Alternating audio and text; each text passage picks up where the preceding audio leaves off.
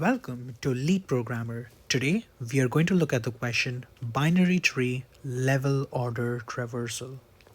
So we have been given a root of a binary tree and we have to return the level order traversal of its nodes values.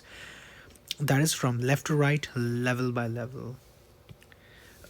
So if we look at the example 1, what it essentially means is these are the various levels.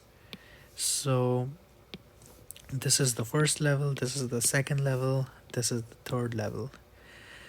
In our level order traversal, we have to form an array of elements in each level. What that means is for the first level, we'll have 3. For the second level, we'll have 9 and 20. For the third level, we'll have 15 and 7. In order from left to right. So 9 and then 20, 15 and then 7. And at the end, the result would essentially be an array of arrays. So it'll be an array of these arrays over here. And that's it. Awesome. So now you might be thinking how to proceed with the question. So as a rule of thumb,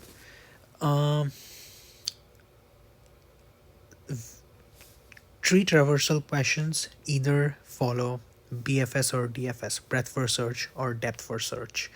Now let's quickly explore what each of them means. Depth first search essentially means we explore the depths before we explore the breadth, and breadth first search means we explore the breadth before we explore the depth. So one possible depth first approach over here would be, okay, first we have a 3, then we go to 9 and then to 20, then we go to 15 and then we go to 7. You see, we go to the depths first, but in this question we want to execute we want to go level by level, which means we don't want to explore the depths first. So okay, you might think that points to breadth first search. We explore the breadths first, and that's exactly what we have to do. So we have the node 3 and then we explore all its neighbors. We go breadth first. So first we have a 3 and then after 3 we go to 9 and 20. So we explore its neighbors. After we explore 3's neighbors, we explore 9's neighbors, and after we explore 9's neighbors, we explore 20's neighbors. So let's add 2 more elements here. Let's add 1 and 2. Now how would this work? So we start at 3. We are at 3. Now when we are executing 3, we want to keep track of its neighbors. So the neighbors of 3 are 9 and 20. All good. Now when we are at 9, we want to keep track of 9's neighbors. So we have 1 and 2. And when we are at 20, we want to keep track of 20's neighbors, which is 15 and 7. And then we execute all these individually. So as you can see, what do we do here? We essentially have to use a data structure to help us achieve this. And one thing that you might have noticed is we can, whatever element we insert at the first is the one we execute first, which is something like first in first out principle.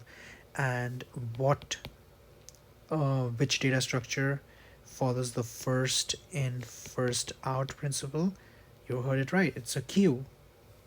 So we can essentially use a queue. So let's see how a queue works for a breadth first search, and all the breadth first search questions or the breadth first search algorithm makes use of a queue for its implementation.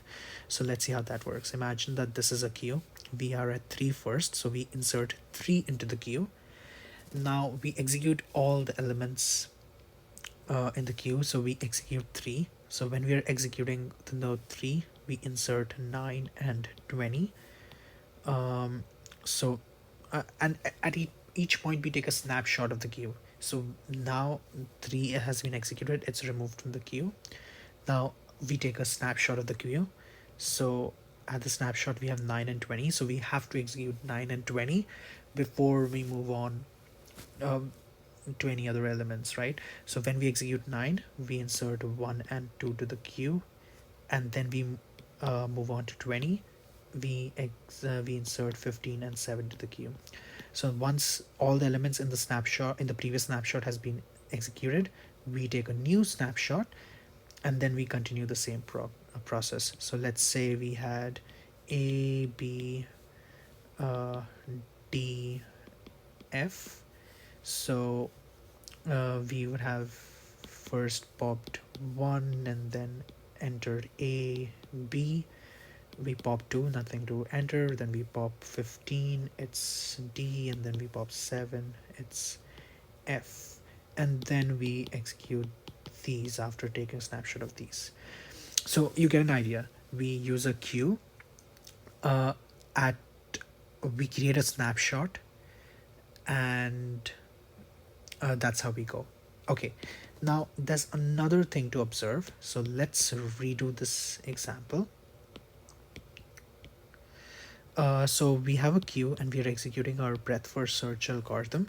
So we first insert 3, we take a snapshot of it. And when we are executing 3, we have inserted 9, 20. Then after executing 3, we take a snapshot of 9 and 20. And this is what we previously saw. And then we take a snapshot of this. Well, notice one thing. This particular snapshot has 3, which belongs to the first level. This snapshot has 9 and 20, which belongs to the second level from left to right. This particular snapshot has elements 1, 2, 15, and 7 from left to right in the third level. So as you can see, breadth first search algorithm in itself goes level by level because it explores its neighbors completely before moving on. So there we have it. It's essentially the solution to this question is a normal breadth first search. The only thing we have to add to that algorithm is just to keep track, to have a variable or an array to keep track of the elements of each level. So let's see how that works. Let's look at the code. So we have a result array. That's what we return at the end. If we pass in an empty node, so if root is empty, we just return an empty array. We have a queue data structure as we saw. We populate the queue data structure by the root, and we keep going till the queue becomes empty. So if the queue is empty, we are done. Now over here you see we take the length of queue. This is like taking a snapshot of the queue. So we execute, so we have a for loop to execute all the elements of that size, because we took a snapshot of the queue at that point and we execute that many times. And then after taking the snapshot, we can keep inserting elements in the queue. It doesn't matter if you're just going to execute size number of times. So in the for loop, for each element, we first pop it from the queue and then we want to process it. So we check if the left child is not empty, then we append it to the queue, and if the right child is not empty, by empty I mean null, then we insert it to the queue. And we also have a temp array to keep track of the nodes at each level, because this for loop executes all the nodes at one level. So once we are done with this for loop, we can just insert it to the results array. And that's it. That's the solution to the question. The space and time complexity can be said to be the big O of n, because in the first case, if you have a linear arrangement of the nodes, then we go through all the nodes. So I hope you found this helpful. Please subscribe to the channel. Thank you.